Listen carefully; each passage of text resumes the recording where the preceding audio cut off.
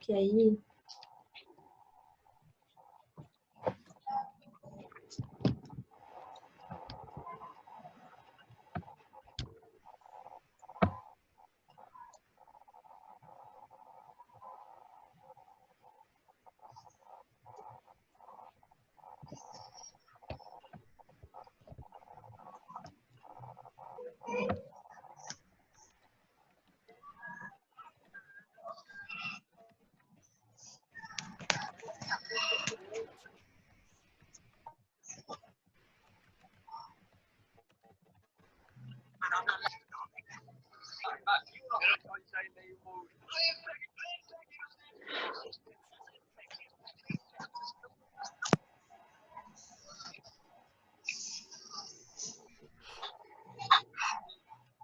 Fernanda entrou.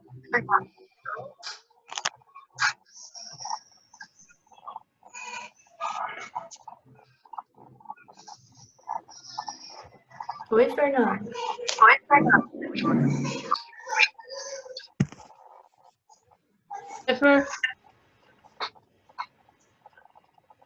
Por que o Enzo tá com máscara de novo?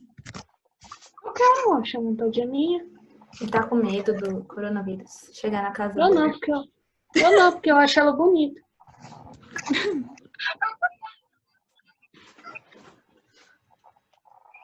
Esperando começar a aula. Bom, gente, então vamos começar, porque não sei se a Ana Carolina e a Maria Clara vão entrar, né? E agora? Como é que eu vou fazer para agradecer? Tem alguém com áudio bem alto aí que dá pra ouvir. Quem será Gente, que é? então, hoje vai ser geografia, tá? E assim como na aula de ciências, a gente vai fazer só uma pequena revisão do que foi o primeiro bimestre e começar o conteúdo do segundo, tá? Vocês podem pegar o caderno para escrever a pauta. Eu não escrevi no slide, mas eu vou falar para vocês escreverem. Coloquem aí o nome da escola, geografia, a data. Hoje é dia 14? Hoje é dia 14/5. Tá.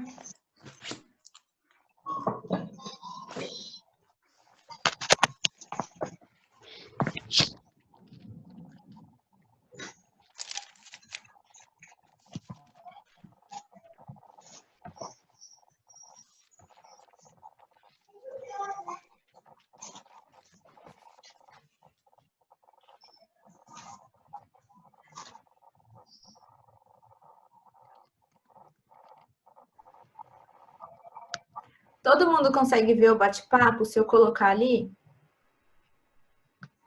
Eu consigo, eu tô no chat aqui. Eu tô conversando aqui no chat. Você consegue, Rafael? Consigo. Tá, vou colocar a pauta ali, tá? Só o que é a pauta de hoje.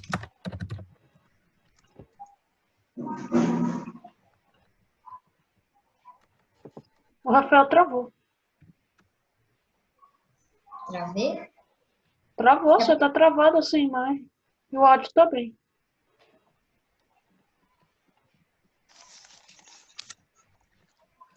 Agora voltou.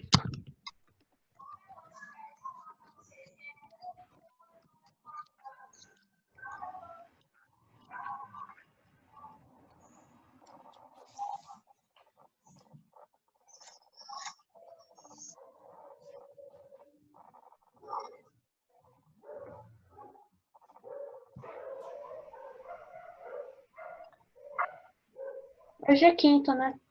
Quinta-feira. Uhum. Olá, Maria Clara. A gente vai ter aula final de semana também? Não, só durante a semana, igual na escola. Ah, tá. Maria Aqui no Clara. Google.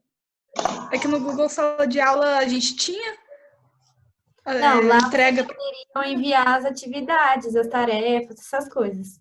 Não, mas o professor de educação física mandou entrega para domingo. Ai, eu já não sei. Eu nunca mandei pro final de semana. Oi, Maria.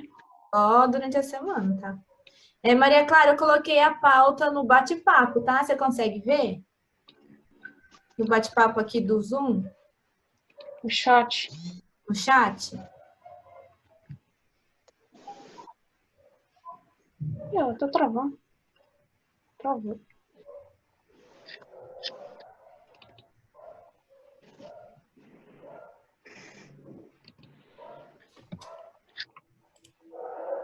Não dá para ver?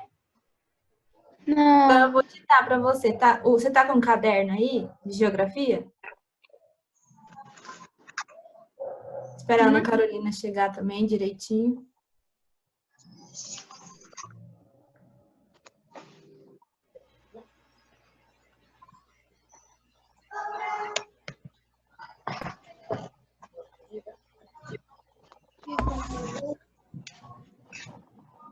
Você tá me ouvindo?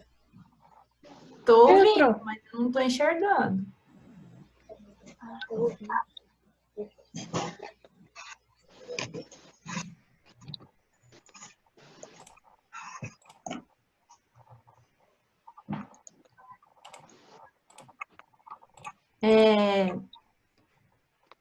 Ana Carolina, você tá me ouvindo?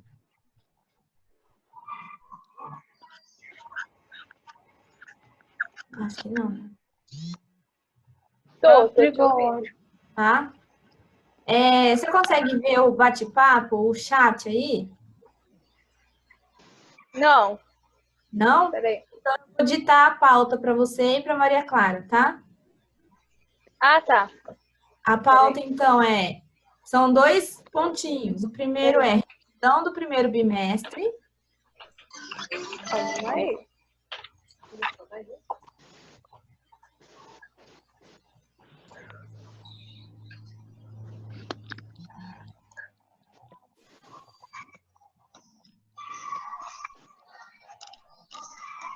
O que mais? E embaixo, outro pontinho é espaço rural brasileiro.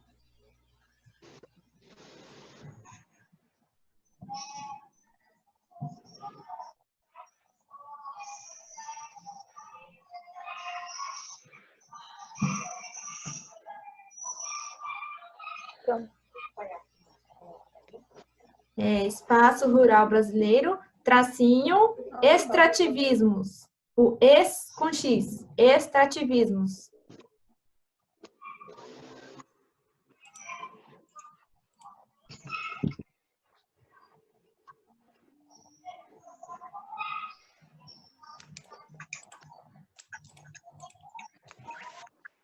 Pronto?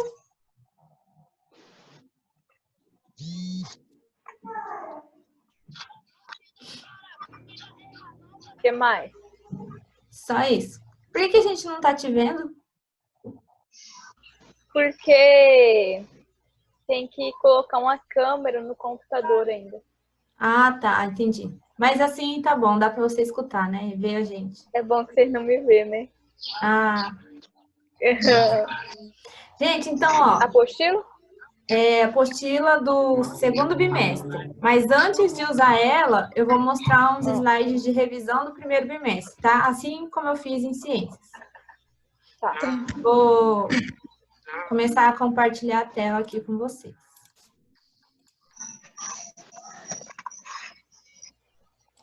Eu coloquei essa aula lá no Google, vocês viram? Tem o quê? Eu coloquei lá no Google Sala de Aula, vocês viram esses slides? Ah, sim. Eu até copiei no caderno.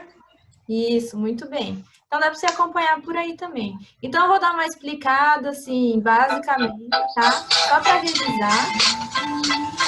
Tira disso, Enzo. Silêncio, tá, gente? Então, Coloca no mudo. só revisando, tá? Então, aqui a gente falou sobre a estrutura geológica do território brasileiro. Como que é a estrutura de rochas do solo brasileiro aqui, né? Então, Que começando página? aqui. Oi? Que página? Esse aqui não é nenhuma página, é só para olhar aqui mesmo, tá? Porque é revisão do primeiro bimestre. Aí, a hora que for para o segundo bimestre, eu falo a página. Bom, então a estrutura geológica de certo local, ela pode ser verificada pelas formações rochosas, no subsolo daquele espaço. O que é subsolo? É abaixo do solo daquele local, né? O Brasil está praticamente no centro de uma placa tectônica, né, que é a placa sul-americana. A gente já está cansado de saber disso, né? Por isso que não acontecem muitos terremotos, tsunamis, essas tragédias. Porque a gente está bem no meio de uma placa. Então, apenas 7% do território brasileiro passa de 900 metros de altitude, né, em relação ao nível do mar. Porque a referência que a gente tem é o nível do mar, né? E tudo que a gente vai medir, a gente tem como referência o nível do mar. Então, o ponto mais alto do Brasil tem 2.900 metros de altitude, tá? Que é o Pico da Neblina. É o ponto mais alto do Brasil. Mas poucas regiões do Brasil têm regiões muito altas assim. Então, o Brasil, ele não tem tanto relevo assim, tá? Então, só 7% do Brasil inteiro que ultrapassa aí de 900 metros de altitude. Então, sempre que vai medir a altitude de determinado local, pega referência o nível do mar, tá? Então, como eu falei, o ponto mais alto do Brasil é o Pico da Neblina, tá? Fica lá em Roraima, se eu não me engano, é um estado acima do Amazonas, então lá no topo do Brasil. E tem esse Pico da Neblina tem praticamente 3.000 metros, dá equivalente aí a 3 quilômetros de altitude, tá? Em relação ao nível do mar. O processo de formação de montanhas no Brasil acabaram há milhões de anos atrás, por isso que não há pontos tão altos no Brasil. Então, há milhões de anos atrás, está escrito errado aqui, né? Parou de acontecer, de formar montanhas ou relevos no Brasil. Então, a partir disso, ficou do jeito que estava ali, só teve algumas serras, alguns morros, né? Alguns picos altos. Só que no Brasil não existe montanha, tá? Não tem aquelas montanhas que a gente vê ali, igual o Monte Everest, Himalaia, tá? Então, no Brasil é uma região mais plana em relação a outras partes do mundo e até os países vizinhos aqui da América do Sul mesmo. Bom, então o Brasil ele tem várias características em cada região aqui do nosso território, né? Nos países vizinhos, no Brasil, os países da América do Sul, os agentes de relevo que mais interferem na estrutura deles são os agentes internos, tá? Ao contrário do Brasil, que aqui são agentes externos. Lá nesses países em que são os agentes internos que interferem na estrutura, né, do país, são tectonismo, vulcanismo, terremoto, maremoto. Então, isso aí é resultado de agentes internos da Terra, tá? Que acontecem nessas regiões. Já no nosso país, né, os agentes de relevo que mais interferem na estrutura são os agentes externos, que é chuva, rio, oceano, vento, temperatura, erosão, tudo que acontece fora da Terra, tá? Ao contrário dos agentes internos, que é internamente a Terra. Bom, então a superfície brasileira é constituída basicamente por 3 estruturas geológicas. Os crátons, que também são chamados escudos, as bacias sedimentares e os terrenos vulcânicos. Tá? Então, o Brasil é formado por esses 3 tipos de estruturas geológicas. Primeiramente, então, os crátons. São áreas, né, onde a superfície foi formada lá no pré-cambriano, ou seja, bilhões de anos atrás. Então, tem estrutura aqui no Brasil que é muito antiga mesmo. Quase que a idade do planeta Terra, né? Então, elas são formadas por rochas metamórficas e magmáticas. Vocês lembram que são rochas metamórficas e magmáticas? Alguém sabe me dizer? Tá todo mundo com o microfone desligado?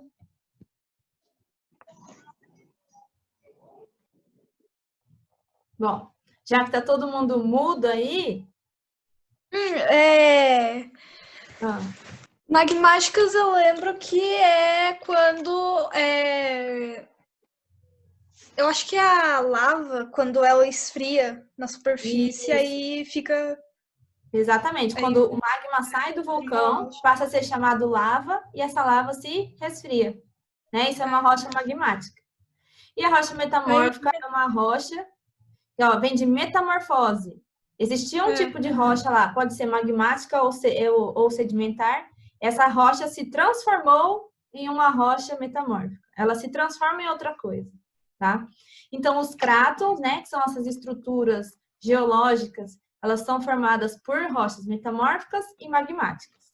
Não sofre ação direta do tectonismo e do vulcanismo, né, que deixa ela estável. Ela nunca é quebrada, nunca é fragmentada, porque não tem ação de terremoto, de vulcão, essas coisas, tá? Bom, essas rochas, elas são externamente muito desgastadas, né? Em virtude da ação dos agentes externos. Se é a chuva, se é o sol, se é o frio, se são seres vivos, é porque são agentes externos. Então, por fora ela vai ser desgastada, mas por dentro não. Por dentro ela está mais estável, né? Tanto que não tem ação aí de terremoto, de tectonismo, movimentação da terra, né? Então, é só por fora que ela vai ser desgastada mesmo. Os crátons, então, eles são recobertos por outras estruturas geológicas. Chamam-se embasamentos cristalinos. Aqui um exemplo, né? Essa imagem é um tipo de estrutura chamada crátons. Agora, as bacias sedimentares. Então, elas são formadas por sedimentos, né? O próprio nome já diz. Formadas por rochas sedimentares, que são aquelas rochas em que os sedimentos eles vão se acumulando um em cima do outro, formando camadas. Lembram que as estruturas de rochas eram como se fossem linhas, uma em cima da outra? Várias camadas diferentes de cores? Então, porque são sedimentos um em cima do outro que formam uma rocha sedimentar.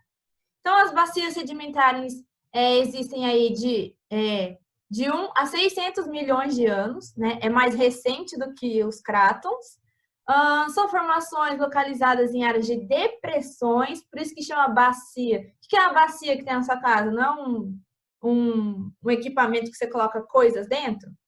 Então, a bacia sedimentar, elas são depressões, tá? Não são relevos, igual os crátons. São depressões que acumulam aí várias camadas de rocha sedimentar. Eu tenho uma dúvida há muito tempo sobre esse negócio de relevo. Por que se chama depressão? Porque depressores são coisas que vão para baixo, tá? Por exemplo, uma pessoa com a doença depressão, ela não é uma pessoa que é mais resguardada, mais passa por momentos de tristeza, fica sempre mais para baixo. Então, depressões aí no caso da geografia são ao contrário do relevo, tá? Do relevo montanha, morro, serra. Na verdade, são entradas na estrutura geológica, tá? Pensa na bacia da sua casa, um balde. A gente coloca coisas dentro, né? Eles são depressões, tá? Então, as bacias sedimentares são essas depressões que acumulam sedimentos dentro, tá? E quais são esses tipos de sedimentos? Eles podem ser orgânicos, como os animais mortos, vegetais, algas. Podem ser sedimentos rochosos, né? Que são os fragmentos, as partículas de rochas que passaram pelo processo de erosão, tá? O processo ele se inicia com desgaste das rochas e do relevo, que se transforma em sedimento, né? Tudo isso aqui a gente estudou lá no 6º ano. Esses detritos, então, né, que se desgastaram, eles são compostos por pedaços de solo ou das próprias rochas, né? E se desprendem com a ação aí dos agentes externos. Por exemplo, existiu lá um relevo, um morro, e aconteceu uma erosão daquele morro, né? Aí aquela fragmentação daquele solo, daquelas rochas, vão desgastando, formando sedimentos, e esses sedimentos que vão caindo, vão preenchendo essas depressões, essas bacias, tá? Então, eles vão sendo sobrepostos uns sobre os outros, até passar em milhões de anos, eles vão se compactar, né? Um em cima do outro, até formar rochas sedimentares. Então, o processo ele se repete ao longo de eras geológicas e quando atinge uma área de tamanho e profundidade expressiva, né, temos então a formação de bacias sedimentares. Então, resumindo, Bacia sedimentar é uma região de depressão que acumulou em milhões de anos vários tipos de sedimentos que formou uma grande estrutura geológica sedimentar. Ok? Entenderam? Balança assim com a cabeça, faz um joinha. Tá. Então, vamos passar para frente aqui. Aqui é um exemplo de bacia sedimentar. Na verdade, a bacia não é um buraco no chão com várias partículas soltas, tá? Ela é um lugar como esse aqui. Parece que tem montanhas e outros morros, tá? Ele é uma estrutura rochosa, tá? É duro, é rígido, tá? Porque esses sedimentos, eles já se acumularam, já se compactaram e formaram essa rocha. Tá? Então, isso aqui tudo é uma bacia sedimentar, tá? Ao longo aí de milhões de anos que se formou isso. Dá até para ver aqui as faixas de camadas de sedimentos que se acumularam ao longo do tempo. Aí, por aqui agora, os dobramentos antigos, né? São formações que hoje a gente classifica como serras e chapadas. Vocês já viajaram para a praia lá para o sul do Brasil? Alguém já viajou? Ou não, sem ser para a praia, ou até para qualquer outra região, outra cidade lá no sul do Brasil, ou para Minas Gerais. Gente, lá tem muita serra, então, assim, quando viaja de carro ou de ônibus, não sei, a gente passa por bastante serra, muda até a pressão atmosférica ali, a gente sente até pressão nos ouvidos. Então, tem bastante serra por ali. Então, isso se formou por causa de processos erosivos, né? Agentes externos foram modelando esses dobramentos. Então, ele foi caindo, aconteceu bastante erosão, e aí, com milhares de anos ali, se formou esses dobramentos antigos. Eles aí são formados por diferentes tipos de rochas, tá? Agora, a estrutura geológica e recursos minerais do Brasil, né? O que é recurso mineral? É tudo aquilo que pode ser extraído da crosta terrestre, né? Cujo um componente é um mineral, ou um conjunto desses minerais, né? Que pode ser explorado aí economicamente. Ou seja, eles retiram esses minerais da crosta terrestre, né? Da litosfera, usam eles para fazer... utilizam como matéria-prima para produzir outras coisas, outros equipamentos, outros produtos que vão servir para outras coisas também. Ok? Parece que a reunião aqui já vai acabar em 10 minutos. Oh, meu Deus. Bom, enquanto não acaba, aqueles que apresentam valor comercial, né, por exemplo, os metais, são chamados de minérios, né? Por exemplo, o ouro. O ouro já foi muito extraído aqui da crosta terrestre, né? Então, ele é um metal bem precioso aí, que tem um grande valor econômico. O Brasil, ele apresenta grande disponibilidade de recursos minerais, principalmente metálicos. A gente vai ver no próximo slide, mas hoje mesmo, né, na outra aula que eu vou mostrar para vocês, que aqui tem muitos recursos tem muitos minerais que são retirados, né, para o comércio, para movimentar a economia do país. Ok? Próxima. As áreas de maior extração de minerais metálicos, como o ferro, por exemplo, são dobramentos antigos e os crátons. Tá? Não é retirado, o ferro não é encontrado em bacia sedimentar, ok? Bom, o minério de ferro ele é a principal matéria-prima utilizada nas indústrias, né, de base, ou seja, se você vai construir uma casa, você precisa de peças, matéria-prima para levantar essa casa, você vai comprar ferro, só que esse ferro ele já está preparado para isso, né? Então, passa aí por vários processos até chegar no destino final, né? O que é uma indústria de base? São indústrias que produzem aço, maquinários, peças úteis para outras indústrias que produzem os bens de consumo para a sociedade, né? Por exemplo, a gente tem, deixa eu pensar, uma cadeira. A cadeira ela é feita com um tipo de ferro, por exemplo, aço. Para construir essa cadeira, ele precisa do aço. Ele vai em outra indústria e compra. Essa indústria que produz o aço precisa de uma outra indústria, um outro fornecedor do mineral ferro puro, né? Então, vai passando de indústria para indústria até chegar no destino final, que é a casa de alguém, alguma construção. Tá? Então, o ferro e outros metais, eles são fundamentais aí para a construção civil, por exemplo, a construção de casas, prédios, hospitais, mercados, o que for. Bom, então um exemplo aí de uma mineradora multinacional brasileira, que todo mundo aqui já deve ter visto, porque passa às vezes até na TV por conta de algum problema que aconteceu com ela, é a Vale do Rio Doce. Vocês lembram daquelas tragédias que aconteceram das barragens que se romperam e encheram de lama as cidades lá em Minas Gerais? Então, uma das empresas responsáveis foi essa Vale, tá? Porque ela é uma empresa que retira minérios, né, das rochas, e a parte que eles retiram o minério e o resto das rochas, o solo, a lama que fica, eles vão guardando em outro local, né? E o que segura isso são algumas barragens, né? E o que aconteceu lá, por exemplo, em Brumadinho, lá em Mariana, lá em Minas Gerais, foi que essa barragem não aguentou tanto aquele resto de coisas ali e acabou se rompendo, né? Então, aí, não é só a Vale que existe, né? Existem diversas empresas que fazem essa retirada de minérios aí das rochas, né?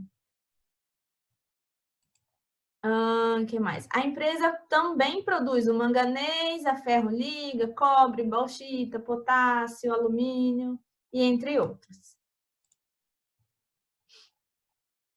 Passando então, aí a gente já vai para combustíveis fósseis. Nas bacias sedimentares, a gente encontra combustíveis fósseis, não encontra metais ou outros minérios, como a gente estava vendo aqui anteriormente, tá? Então, lembrem-se sempre disso, combustíveis fósseis são nas bacias sedimentares. Mas por quê, né? Já que nas bacias elas não são formadas apenas por rochas, mas também por decomposição de matéria orgânica, nelas que podem ser encontrados os combustíveis fósseis, como petróleo, gás natural, carvão mineral. Por exemplo, um ser vivo que morreu lá há milhões de anos, morreu. Aí vai passando o tempo, vai se acumulando sedimento por cima dele.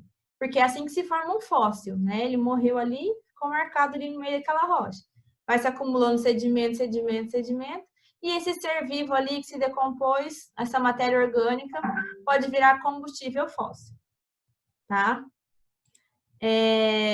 Gente, eu vou, acho que, parar essa reunião e começar outra já, tá? Para não interromper de repente. Ok? Já mando o link lá no grupo. Beleza? Deixa eu parar aqui. Já volto.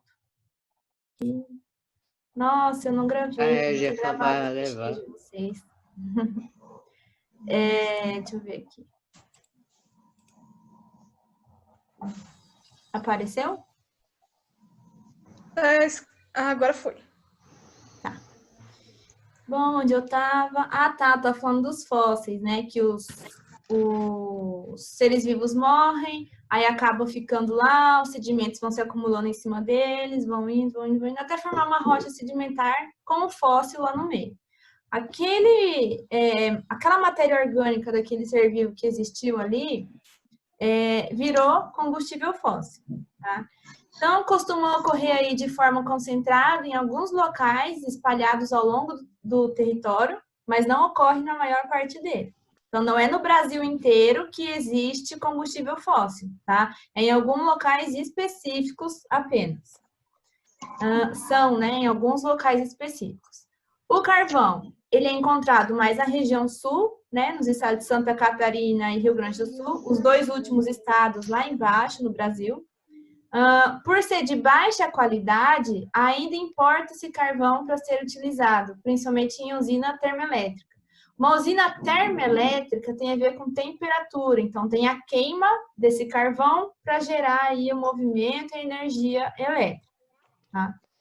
Então, o carvão é encontrado na região sul, mas apesar de não ser de boa qualidade, a gente importa de fora. O petróleo, ele é utilizado para produzir gasolina, combustível de aviação, produto asfáltico, cosmético, lubrificante de motor, produto de limpeza e infinitas outras coisas aí que o petróleo é utilizado, tá? Então, ele, assim, é um combustível fóssil extremamente importante, tá? Ana Carolina, deu certo agora? Ana? Ah, agora sim, estou te vendo. Bom, e por último, Ó, gás no natural. computador, Eu não tô vendo, não. Vou te mostrar no computador. Tá. Ó. Uai. E eu Estranho. coloquei o ID e a senha e nada. Estranho, não sei o que estava acontecendo. Mas se der para você clicar aí pelo celular, já tá bom. Tá? Você consegue ver o slide? Sim. Tá. Então, estava falando aqui dos combustíveis fósseis, né? Falei do carvão, do petróleo. E o gás natural, ele é formado, na verdade, por alguns gases, como o próprio nome já diz, né? Então, por exemplo, temos o metano, etano, propano e outros gases, né? Esses nomes vocês vão aprender mais especificamente no ensino médio, tá? Na parte de química. Então, essa fonte de energia, ela agride menos o ambiente do que o petróleo e o carvão mineral, tá? E aí, depois de ter tratado, processado, passar, na verdade, por diversos processos diferentes, esse gás natural ele vai ser utilizado lá nas indústrias, né? Nas residências, automóveis. Já viram aqueles automóveis com um cilindro grande amarelo atrás ou embaixo? Que é de gás natural. Eles utilizam esse gás como combustível, tá? E aí é utilizado aí para diversas outras funções também. Aqui, não sei se está todo mundo conseguindo ver, tem algumas imagens desses tipos de combustíveis que são combustíveis fósseis, tá? Então, o carvão mineral, como eu falei para vocês, no Brasil é encontrado na região sul. Tem o petróleo, que tem essas plataformas aqui no litoral, né? Que fica um pouco afastado da costa. E o petróleo, ele é matéria-prima aí para diversas, infinitas coisas, tá? Desde asfalto até um produto que você passa no rosto como um cosmético, tá? E o gás natural, ele é passado aí por encanamentos, tá? Pode ser até de um país para outro. Existe uma empresa que distribui o gás aqui no nosso estado, que pode passar até pela Bolívia, tá? Então, assim, pode passar aí por diversos locais e em grandes quantidades. E aí eu tinha colocado por último aqui para vocês fazerem atividades da apostila, do CA, mas como eu já mandei a correção para vocês, vocês já devem ter corrigido, né? Então agora eu vou começar então o conteúdo do segundo bimestre, tá? Eu vou passar para outro slide. Ainda falando sobre o Brasil, só que um outro tema, tá? Ai, ficou fora de ordem. Aqui. A gente vai falar agora sobre o espaço rural brasileiro, tá? E o que envolve todo esse espaço rural. Não precisa abrir a apostila agora, tá? Porque tudo que tá na apostila eu vou dar uma explicada melhor aqui, ok? Então, aqui primeiro tem uma comparação do que é um espaço, o que acontece no espaço rural e no espaço urbano. Aqui, acho que, basicamente, todo mundo sabe que o espaço rural é uma área que é mais afastada das cidades, né? Das indústrias. É uma área em que tem uma grande vegetação, criação de animais, né? Um lugar mais sossegado, mas também que tem aí bastante trabalho. Já o espaço urbano é aqui onde a gente está, né? Dentro das nossas casas, a não ser que vocês morem aí no espaço rural, eu não sei. Mas o espaço urbano são as cidades, né, asfaltadas, regiões que tem comércio, né? Então, aqui, ó, o espaço rural, lá acontecem várias atividades diferentes, tá? Não tem um trabalho específico, não é só plantação, tá? Existem diversas atividades que acontecem na área rural. Uma delas é a agricultura, que acontece aí há mais de 10 mil anos, né? Por que eu coloquei a palavra sedentários? Porque lembram dos povos nômades e dos povos sedentários? Os povos nômades eram aqueles que não tinham um local fixo para morar, para sobreviver. Eles andavam, ficavam numa região por um tempo, depois eles caminhavam mais um pouco, achavam um local, ficavam lá por um tempo, e assim por diante, né? Até que em determinada época aí da era do ser humano, desde que o ser humano surgiu, eles começaram a se fixar em determinados locais, né? São chamados sedentários. Por isso que a gente fala hoje em dia que quando a gente não faz nada, fica só parado, estou muito sedentária, sou muito sedentária, não faço nada. Porque fica parado, né? Fixo no local. Então, os sedentários, eles descobriram aí e fortaleceram a agricultura que existe até hoje, né? Então, se eles estão num local específico, eles não saem por aí para caçar, para colher, para coletar frutos, eles precisam fazer alguma coisa ali. Então, eles começaram a plantar o seu próprio alimento para a sua própria subsistência, né? Então, para sobreviver, eles começaram a plantar e criaram ali a cultura da agricultura, tá? Então... O Enzo caiu? Parece que saiu, mas deve ter caído para ele, né? Então, o espaço rural, ele é um espaço com uma menor concentração populacional, né? Tem menos pessoas no espaço rural do que nas cidades. No espaço rural que existe o setor primário da economia. Onde se inicia a economia de um país? Primeiramente, né, no espaço rural. Por quê?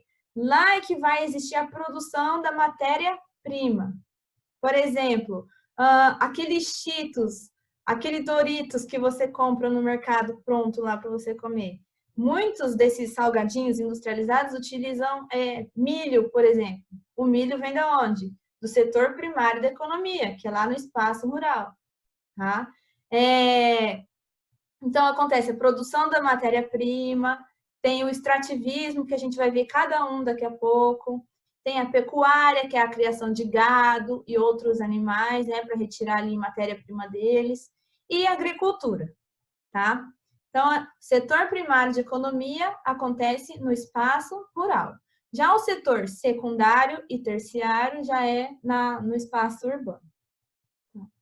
E aqui, para definir mais ou menos o que acontece no espaço urbano, né? Tem ali o setor secundário, que é a área de construção, né, das cidades do país, e o setor industrial.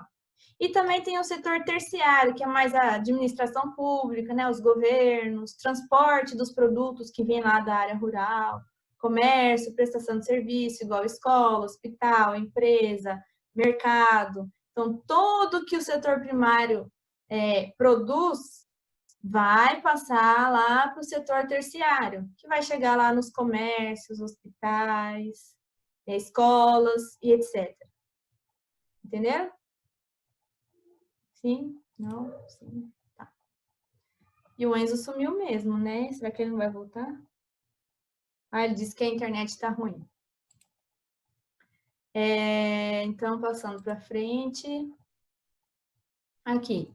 Como eu falei, a gente vai falar mais do extrativismo hoje, tá? Que é uma das áreas, uma das coisas que acontecem lá na área rural, no espaço rural, tá? Que é onde começa a economia do país.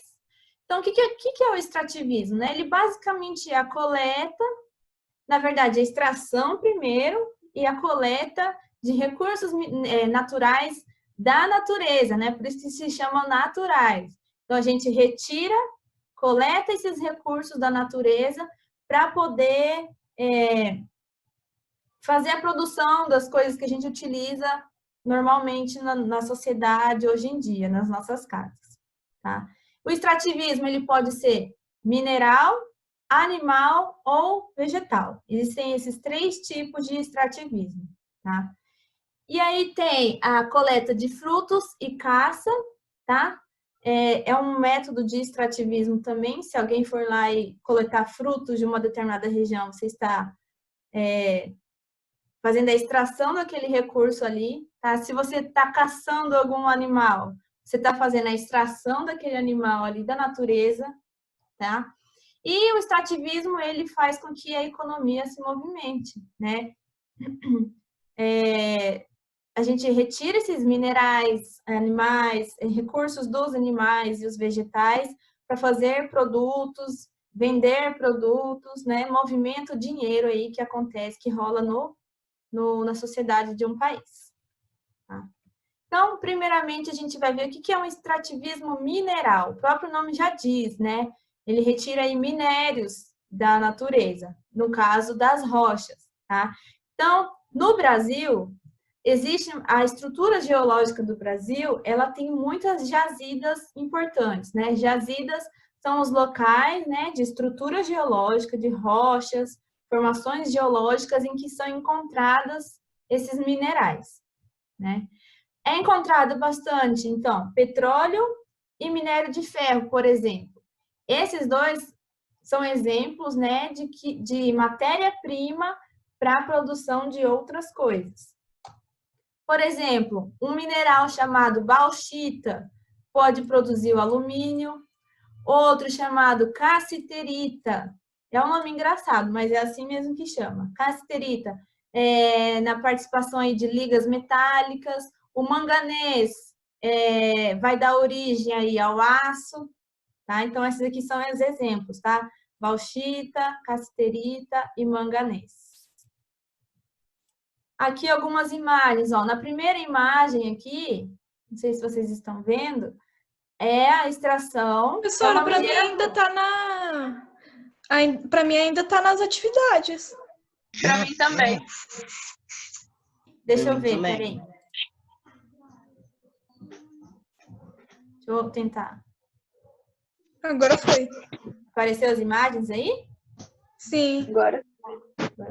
Ó, essa primeira imagem aqui da esquerda tá mostrando uma região onde uma mineradora trabalha, tá? É uma empresa que vai retirar os minérios dessas rochas para poder comercializar, tá? Lembra que eu falei da Vale, que é uma indústria que retira os minerais das rochas, do solo brasileiro?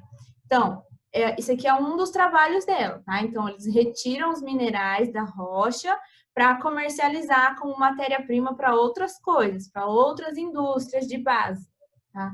Aqui embaixo já é uma forma mais manual, tá? Artesanal aí de fazer a extração desses minérios do solo. Isso aqui se chama garimpo, tá? Não sei se já escutaram esse termo, mas se chama garimpo. E as pessoas que trabalham nessa região são os garimpeiros. Aqui uma outra forma, né, de extração manual. E aqui um exemplo de um minério que foi muito extraído já do Brasil, que é o ouro, tá?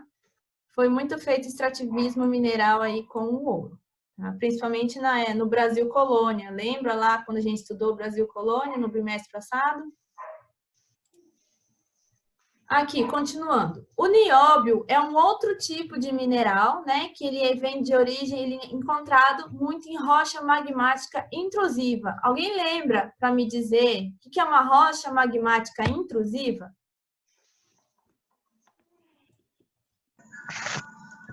É uma... Fala. Pode falar, Rafael. É uma rocha magmática que é na parte interior, fica dentro do magma. Isso.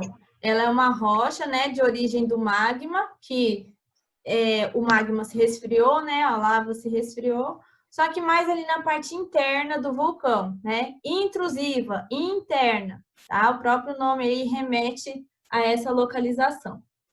Bom, então o nióbio, né, encontrado nesse tipo de rocha, o Brasil, nosso país, tem 95% da reserva mundial. Então, de 100% do nióbio do mundo, 95% está no território brasileiro.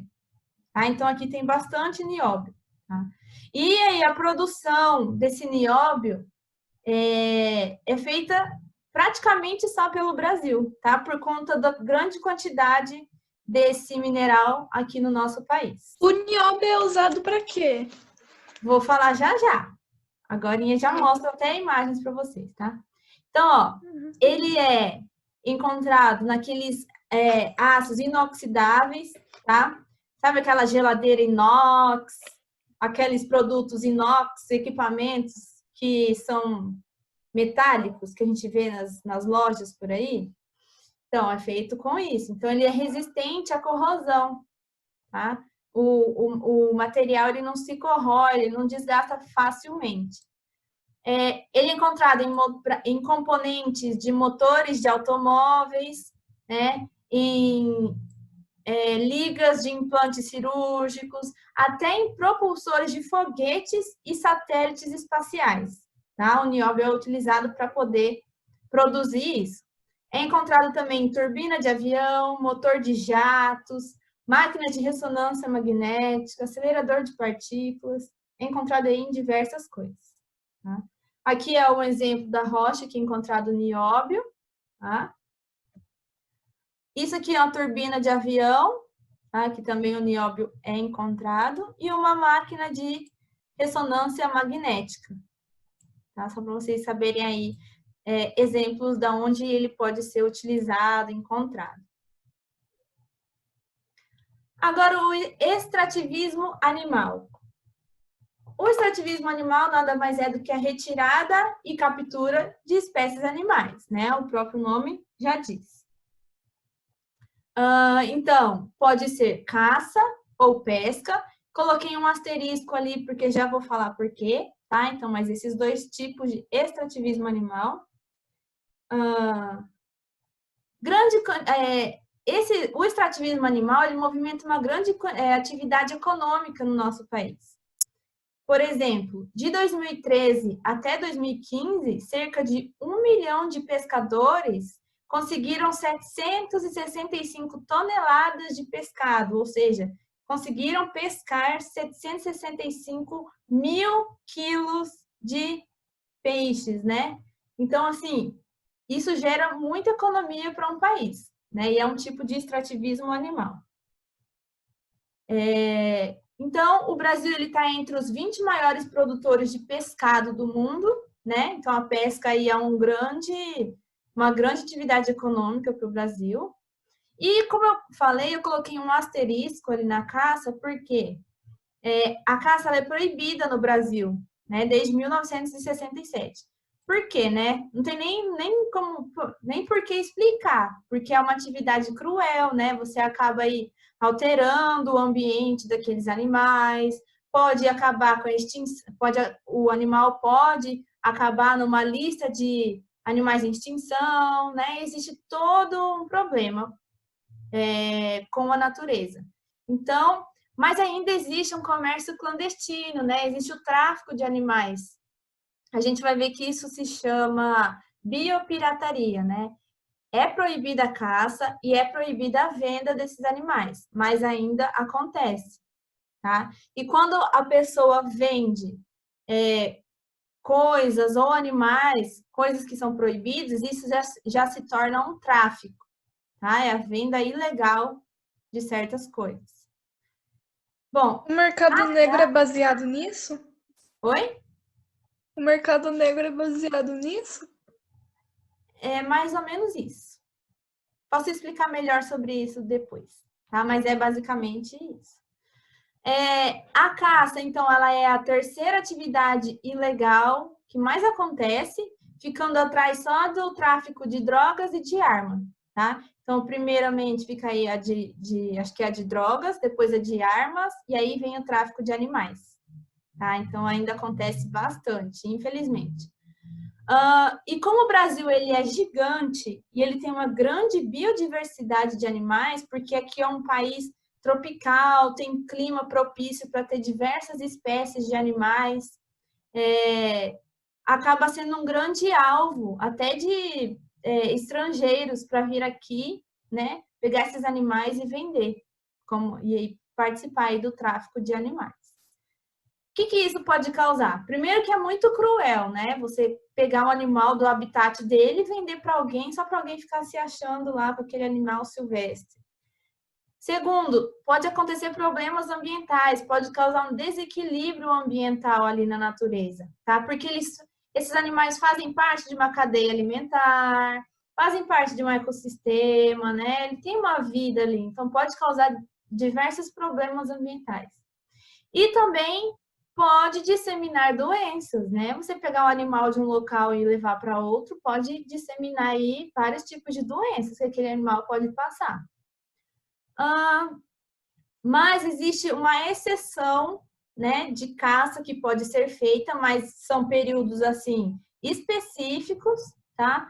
Que é para controlar a população daquele tipo de animal, tá? Porque às vezes eles estão tem uma população tão grande que às vezes é permitida a caça, mas em quantidades específicas e em épocas específicas. 2 exemplos aí são os javalis e os jacarés. Aqui às vezes é permitido, tá? Mas não é sempre.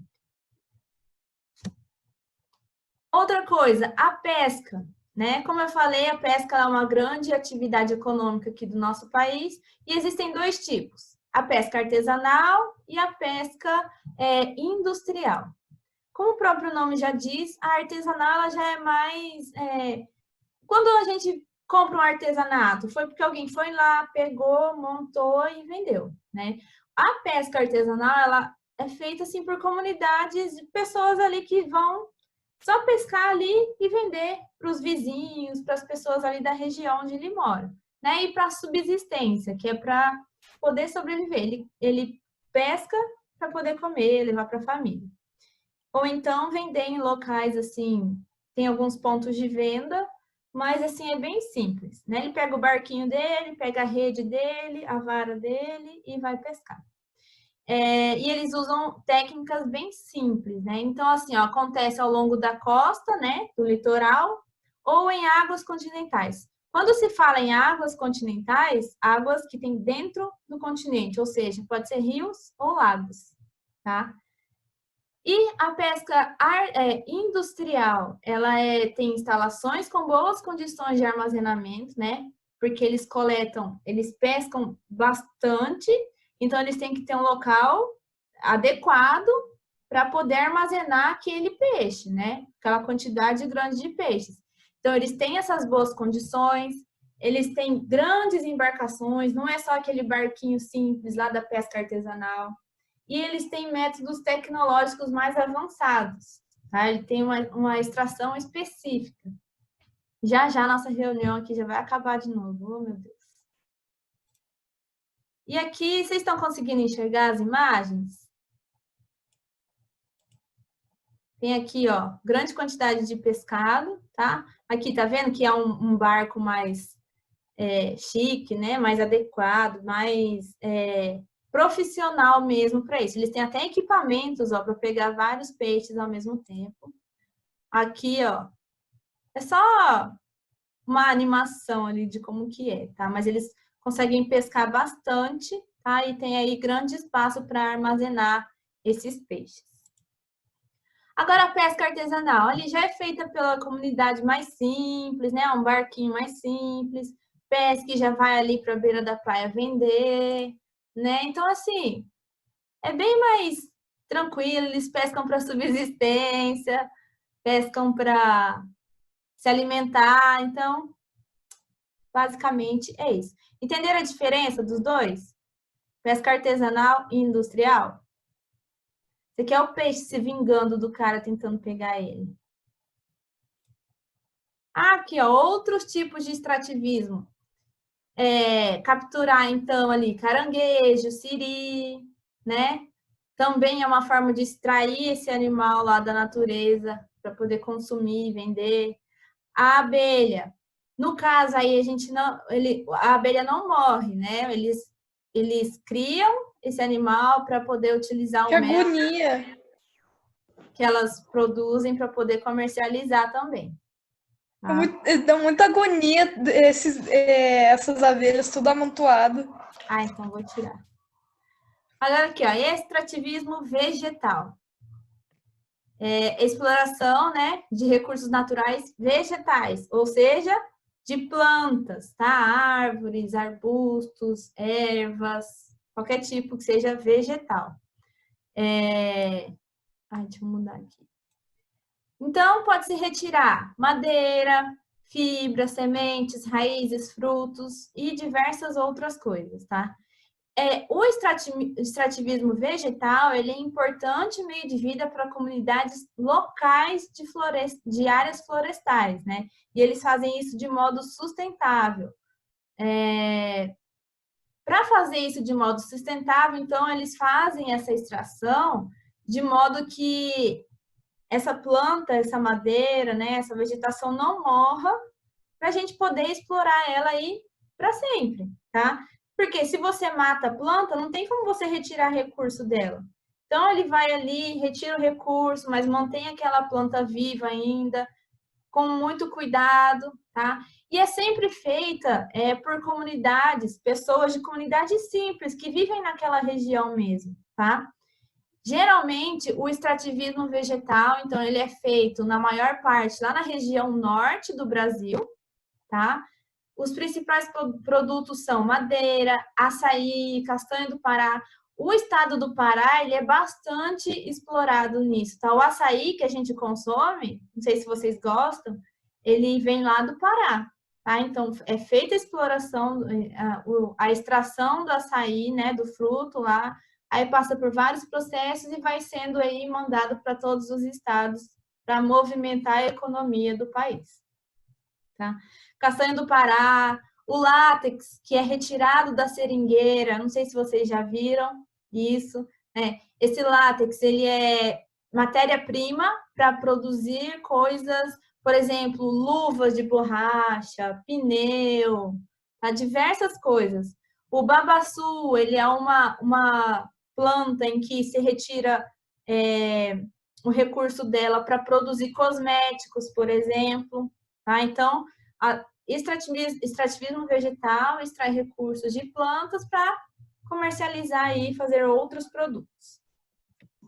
Aqui tem a extração do açaí, então, como eu falei, é feita por pessoas ali da região mesmo, mais simples mesmo, de modo sustentável.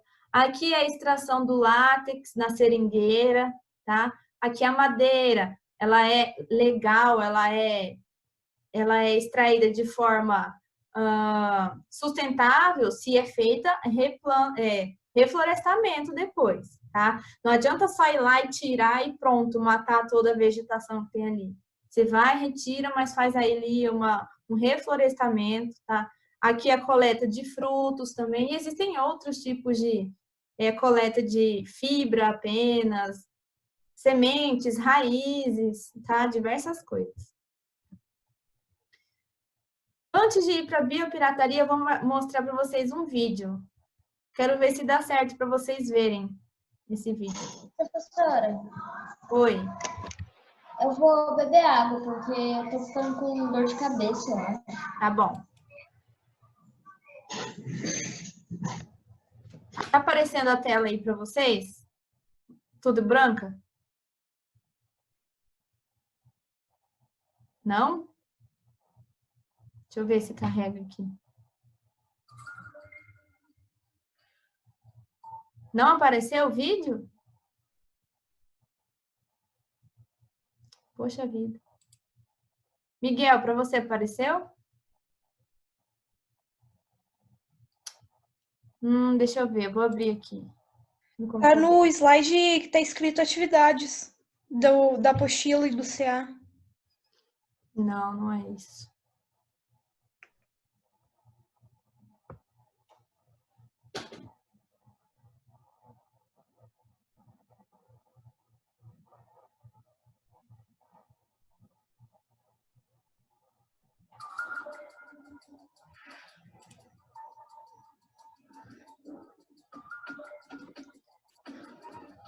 Peraí, que aqui tá mostrando... Apareceu para vocês? Não. Não? Não. Não acredito nisso. Queria mostrar esse vídeo para vocês, mas... Não vai dar? Não vai dar? Poxa vida. Peraí. Vou dar um jeito. Tirei e vou colocar de novo para ver se dá certo.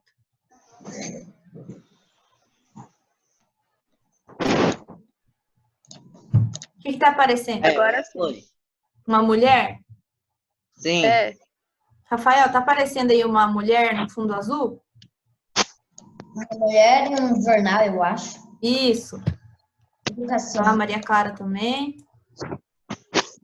Fernanda, tá aparecendo aí uma mulher? Sim. Tá. Então, vou dar play, tá? São 3 minutinhos só, beleza? A gente tem 2. Será que eu vou ter que reiniciar a reunião?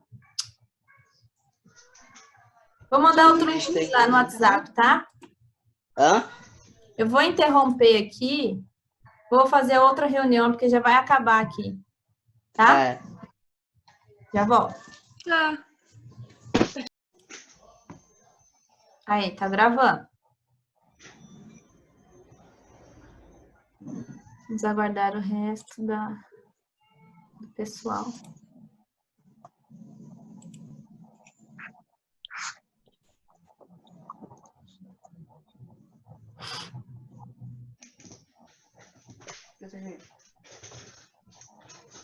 Peraí.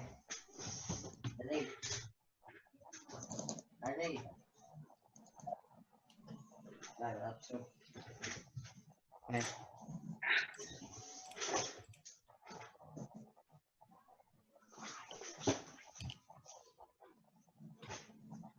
E aí, gente, o que vocês estão achando dessas aulas online? Tá melhor do que só aula Legal. gravada?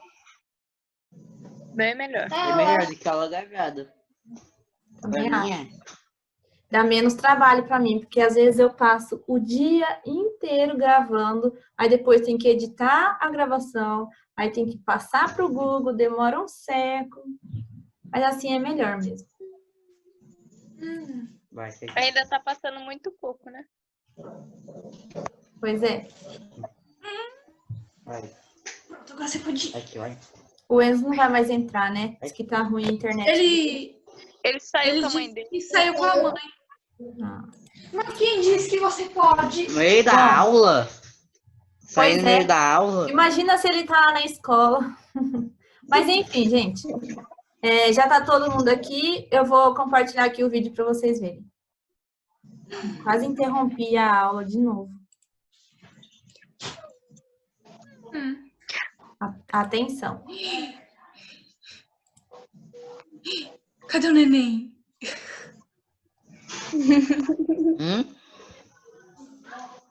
Ele se escondendo aqui.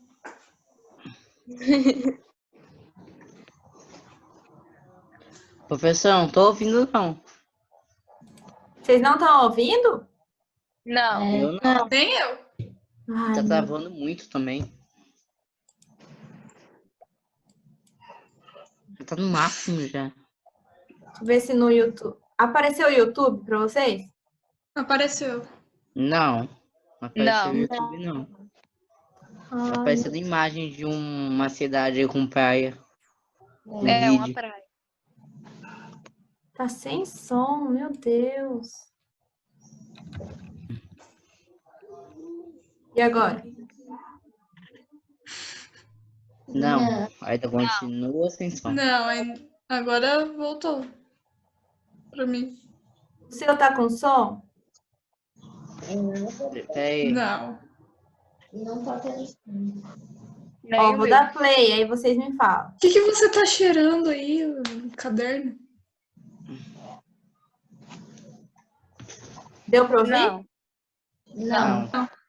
Ai, que coisa, né? Eu vou... Peraí, vou interromper. Vai ter que dar certo. Vou abrir no YouTube agora.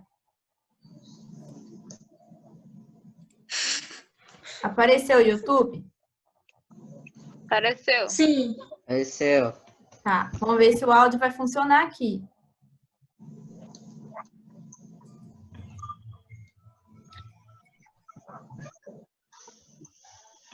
Não. Não. Não? Não. desisto? Vamos voltar para aula.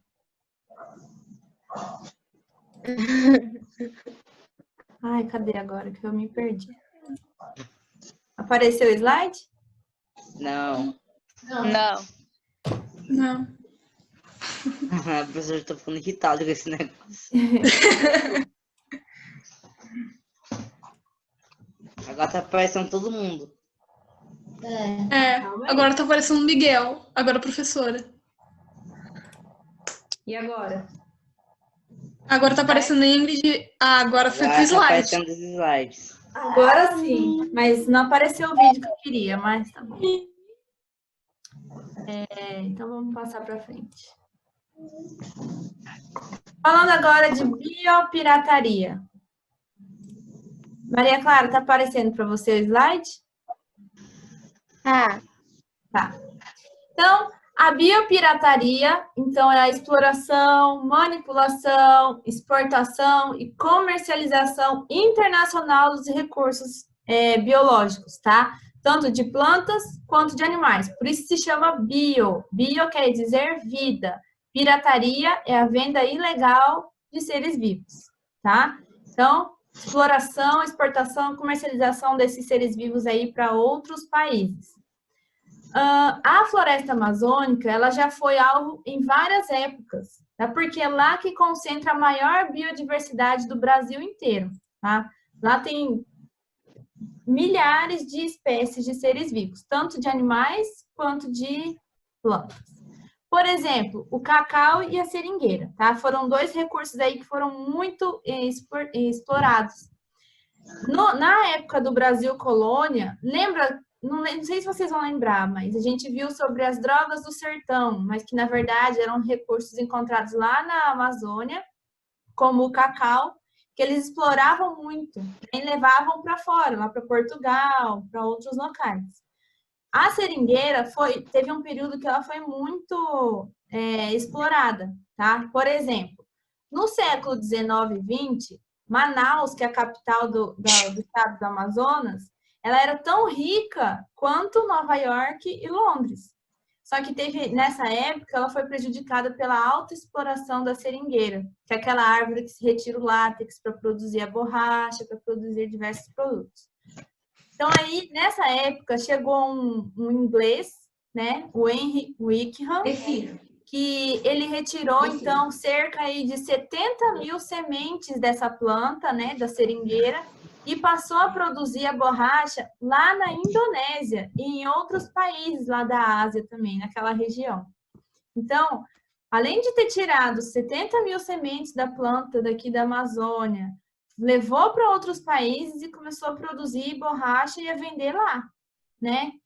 E isso é uma forma de biopirataria, porque ele veio, pegou tudo isso e levou para vender para fora, né? Então, a melhor maneira de evitar que isso aí aconteça é explorar o recurso aí da natureza, só que de forma sustentável, né? E que não seja ilegal, seja daquelas formas que eu mostrei, do extrativismo normal mesmo, para gerar a economia do país, né? O extrativismo vegetal, ele se associa mais às atividades econômicas desenvolvidas por pequenas comunidades, tá? E não por grandes indústrias, tá? Então, quando se fala em extrativismo vegetal, se retira recursos de vegetação, é mais comunidades simples mesmo, pessoas mais simples que fazem esse trabalho lá no meio, né?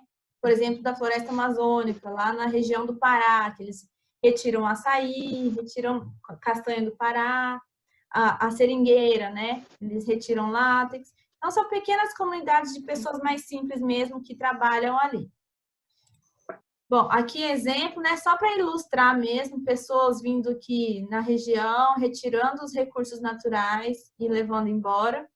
Aqui do lado tá o inglês lá, que foi na Amazônia, retirou lá 70 mil sementes de seringueira e levou. Aqui é uma seringueira, né, ao lado dele. Ele que aí foi conhecido como o pai da biopirataria, né? Que é aí que quebrou o estado do Amazonas e deixou de ser rico como era antigamente. Bom, então, O que tem a ver o extrativismo aí e a preservação ambiental? Quer dizer, então, que a retirada desses recursos, como eu falei, são feitas por comunidades tradicionais mais simples, e existem algumas comunidades com nomes específicos, como, por exemplo, os quilombolas, seringueiros, os ribeirinhos e os caiçaras, tá? Os quilombolas, eles foram formados lá inicialmente pelas pessoas que foram libertadas, né, da escravidão e os descendentes deles. Então, por conta disso, a maior parte das pessoas que fazem parte dessa comunidade são afrodescendentes, ok? E o forte deles é a agricultura, então eles são mais focados em plantação, tá? Os seringueiros, eles são uma comunidade ali que faz a extração do látex da seringueira, né, da árvore, para a produção de borracha. Já os ribeirinhos, eles são comunidades que vivem em beiras de rios, né? As casas deles são altas por conta da água, e eles dependem da pesca como uma fonte de renda, né? Ele movimenta a economia ali da cidade dele, pescando e indo vender, e também para suas subsistências. Os caiçaras, eles vivem, né, na região litorânea e praticam as atividades relacionadas à pesca, como, por exemplo, confecção de as redes de pesca, né, aqueles outros artigos que os pescadores utilizam para pesca, e eles também fazem a pesca artesanal. Então, são esses 4 tipos aí de comunidades tradicionais que trabalham e fazem também a preservação ambiental. Não é uma indústria que vai lá e retira tudo e deixa tudo, né, de forma que não seja sustentável. Aqui, então, a primeira imagem mostra ali os negros lá no início da formação dos quilombolas, né, nos grupos de pessoas afrodescendentes que se juntavam para a agricultura, plantar para sua subsistência e, posteriormente, vender. Aqui é uma comunidade quilombola atualmente, né, como é hoje em dia, ainda existe, né, bastante. Aqui é um projeto, né, de um quilombo, pessoas que vão lá, compram diretamente deles. E aqui já vai mostrar ali a cultura de uma comunidade quilombola, né, que sempre existiu aí ao longo do tempo. Aqui já mostra a imagem dos seringueiros, né? Eles fazem esses cortes nas árvores e o látex, ele escorre. Ele é um líquido branco que escorre e fica aqui nesses potinhos que ficam pendurados nas árvores, né? Presos, na verdade. Então, ali, enche esse potinho, eles retiram, né? E vão comercializando depois. Tanto que esse daqui que tá com chapéu, ele tá usando uma luva de borracha. Engraçado que essa luva de borracha é produzida a partir do látex também, tá? Então, aqui é a matéria-prima e o produto numa mesma imagem. A gente pode ver que são pessoas mais simples mesmo, que trabalham ali para ter o seu sustento diário. Aqui são os ribeirinhos, do lado esquerdo, como eu falei, eles vivem em locais altos, ó, locais de rios, e ali eles fazem a pesca, tá? Aqui os caiçaras, que fazem também a confecção das redes de pesca e também a pesca artesanal. Dá para ver que não é uma embarcação toda equipada, né? É mais simples, então é uma pesca artesanal. E por isso, por agora, né, é isso. Mas... Ai, não consigo mover aqui esse negócio. Era para mostrar o vídeo para vocês. Eu vou tentar de novo, tá? Tá. Agora é a hora de mostrar o vídeo. Eu vou tentar de novo. Mesmo se tiver sem som, eu vou tirar o som e vou narrando o vídeo. Porque... Deixa eu ver aqui.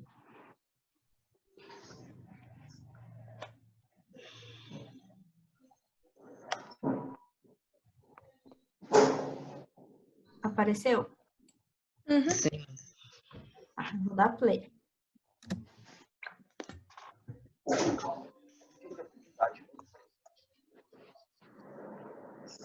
Tá sem som, né? E tá travando muito. A imagem ou o áudio? O áudio e a imagem. Os dois. Poxa vida. Então, eu vou fazer assim, eu vou mandar esse vídeo para vocês. Vocês assistam, tá? Aqui tá resumindo bastante como que é feita extrativismo, tá? Ah, que pena, eu queria mostrar. Mas tá bom. Gente, então abram a apostila de vocês do segundo bimestre, tá? Na página 3.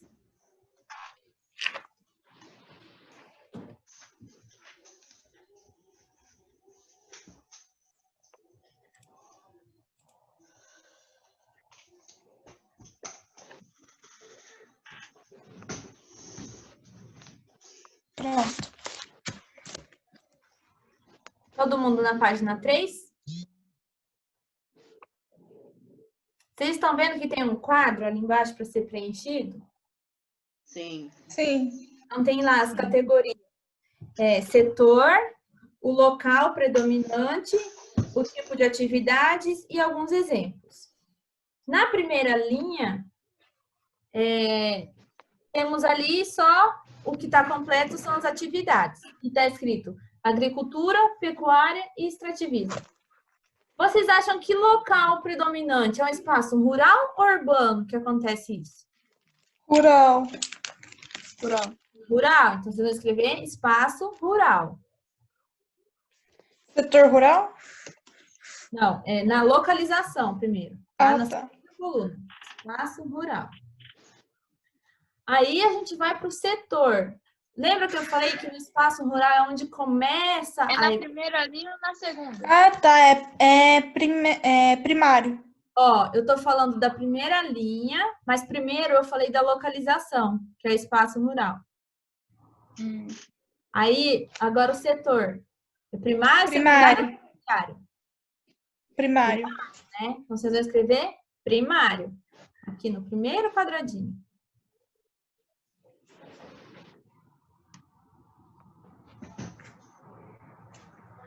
Aí, exemplos de um setor primário no espaço rural. Vocês podem colocar plantações. Escrevam aí no exemplo. Plantações, criação de gado.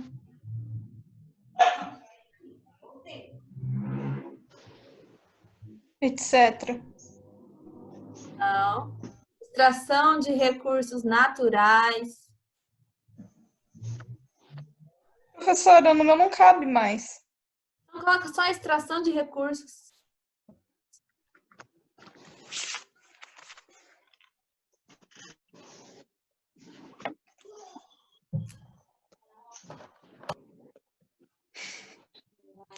Pronto? Na linha de baixo, já tem aqui, setor secundário, né? Qual que é o local que acontece, que ocorre o setor secundário? Espaço rural ou urbano? Vou voltar aqui na imagem. Professora, tá travando. Travou. A minha imagem? Ah, é minha internet. Professora? Aí voltou. Voltou. Só que ainda tá travando um pouco. Poxa vida. Peraí. Deixa eu pôr pra carregar aqui que tá acabando. Voltei ao normal? Ou tô travada aí? Tá normal, só que tá travando um pouco. Mas a minha voz dá pra entender normal? Dá. Tá. Então não dá para prosseguir. Na segunda linha, então, setor secundário. Eu ia compartilhar a tela, mas como minha internet está ruim, eu não vou compartilhar, tá? Apenas o setor primário, que é espaço rural, tá? O setor secundário e terciário é espaço urbano. Tá bom? Então, vocês vão escrever espaço urbano no segundo. Ah, eu só escrevi rural e urbano, professora. Tudo bem, não tem problema. Tipo de atividade do setor secundário. Vocês vão colocar Industriais. Isso.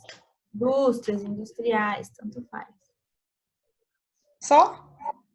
Sim. E aí, exemplos, né, são as fábricas e as construtoras. E por último, na última linha, o setor terciário, tá? É setor terciário.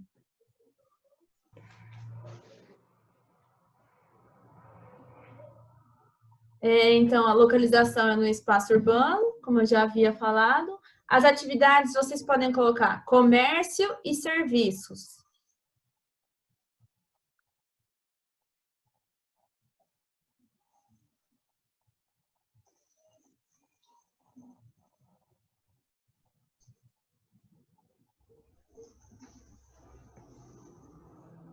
E nos exemplos, vocês vão colocar escolas, hospitais, mercados.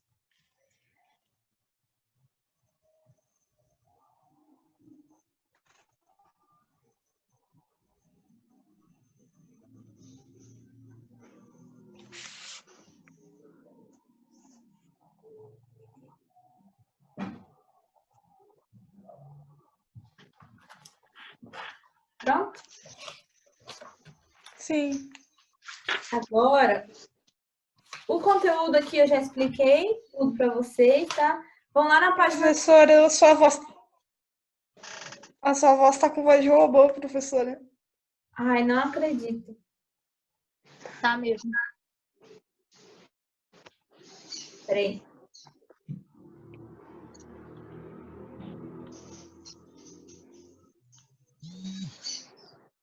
Ainda tá?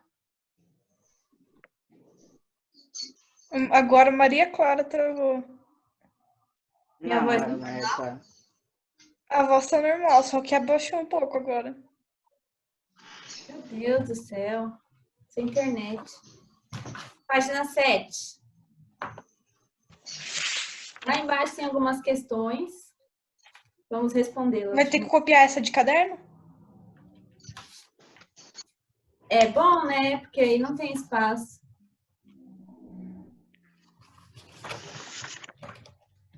Façam ela no caderno. Todo mundo com Qual caderno? página? 7.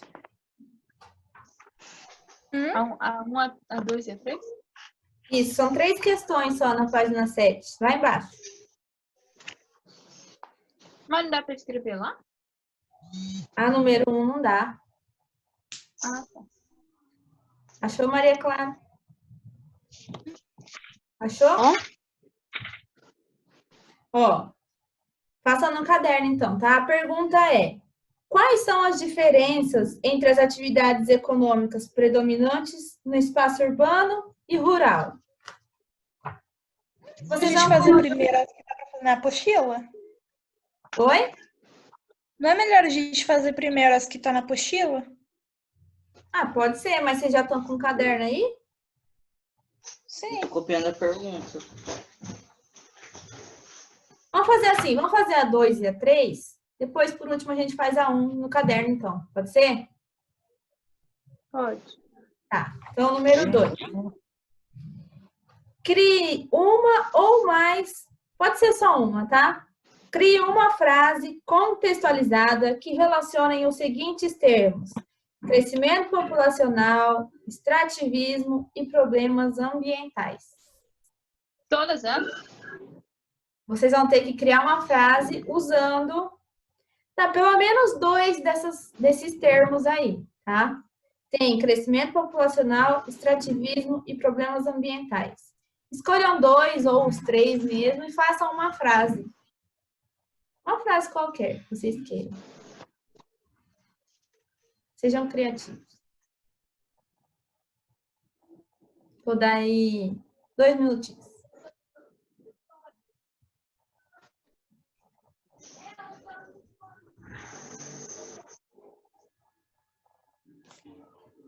Maria Clara está perdida.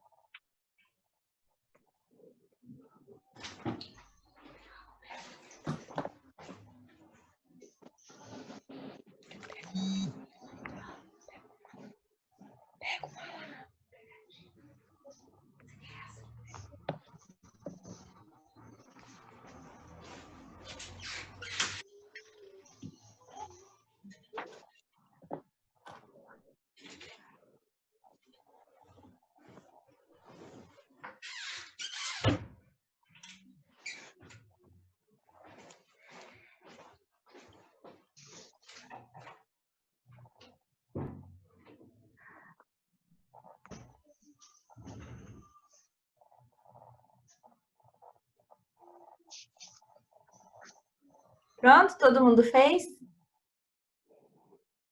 Fernanda, se você quiser ler sua frase. Eu coloquei alguns tipos de extrativismo causam problemas ambientais. Certo. Alguém mais quer ler a sua frase? Eu não terminei ainda. Ah, tá. Vou dar mais um minutinho, então.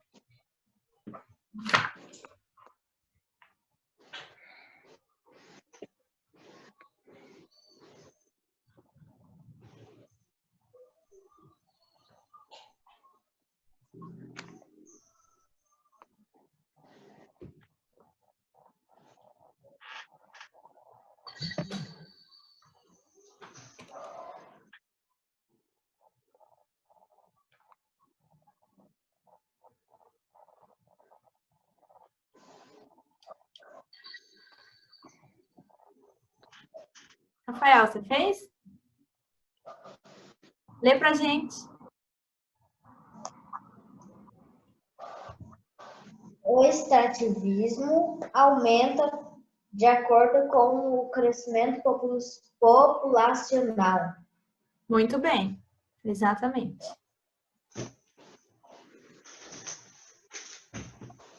Ana Carolina, você fez? Lê aí pra nós. Não? Tá bom. Maria Clara, quer ler pra gente? Não. Ah, você adora ler na aula. Ai, Miguel, por ilusão, professora. Miguel tá fazendo ainda? Não, já terminei já. Quer ler? Não. Tudo bem. Vamos passar para 3, então.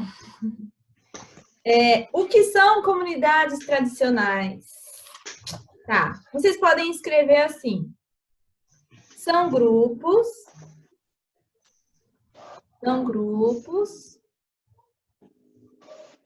Grupos que partilham Que partilham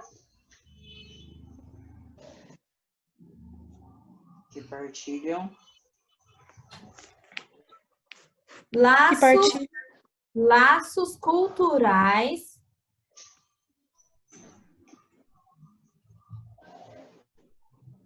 culturais com formas de organização, com formas de organização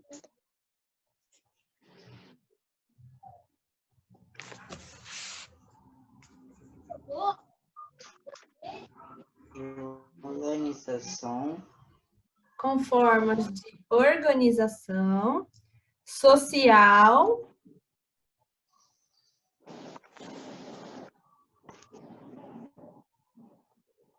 social e que ocupam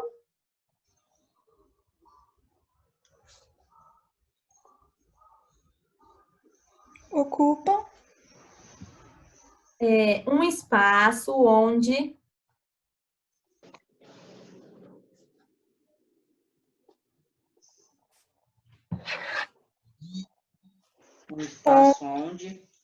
um espaço onde sobrevivem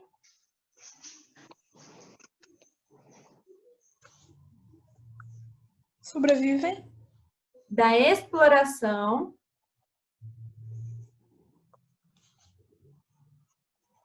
de recursos naturais.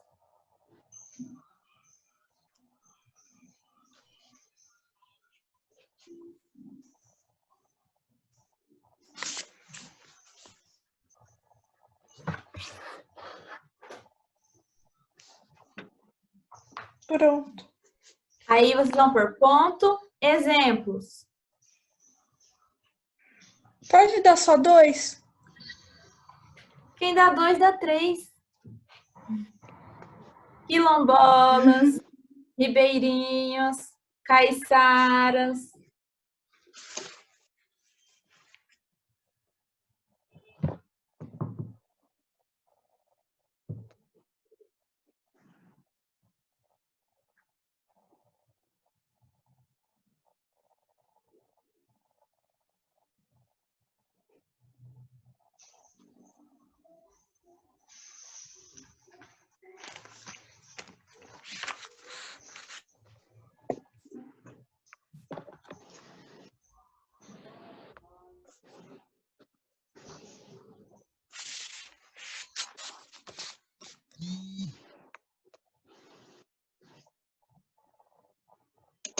Deus, já tá acabando a aula. Oh, meu Deus. Assim. Ah, 9 minutos é bastante. Mas já vai acabar mesmo, já são 10 para as 3. Então, a número 1 no caderno, para a gente finalizar, tá? Tá falando para a gente dizer quais são as diferenças entre as atividades econômicas. Professora, tá travando. De novo? Você ficou com voz de robô e travou você olhando para baixo. Já volta. Peraí.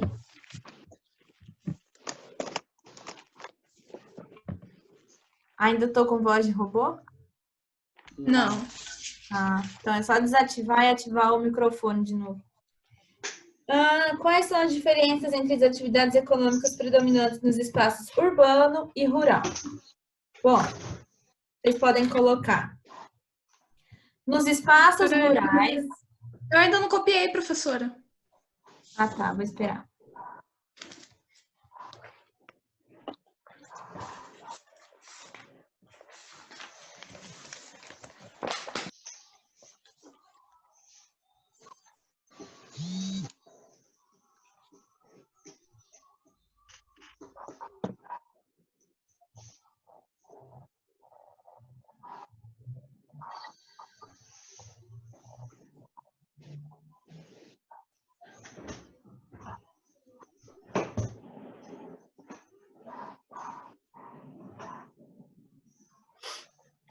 Posso falar a resposta?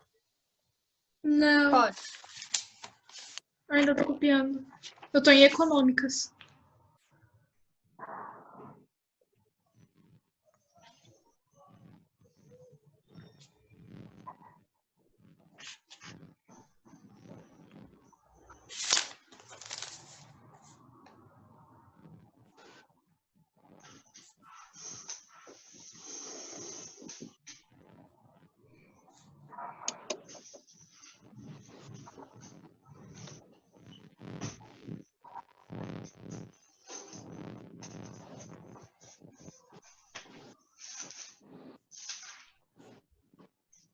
Pronto.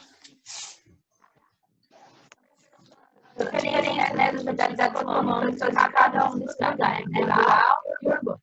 Então, Professora. Professora. Professora.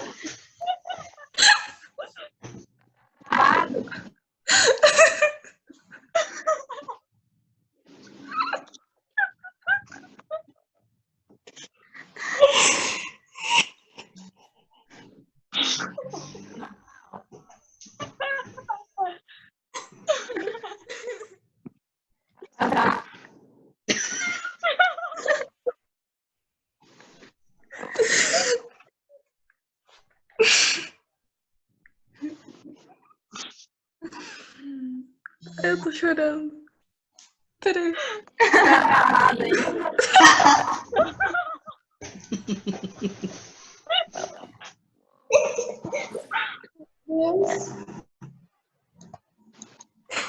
Escreve no chat.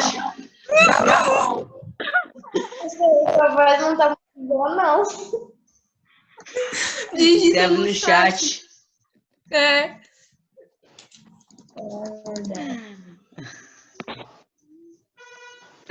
Isso na outra reunião. Outro de... Tá bom. Tá.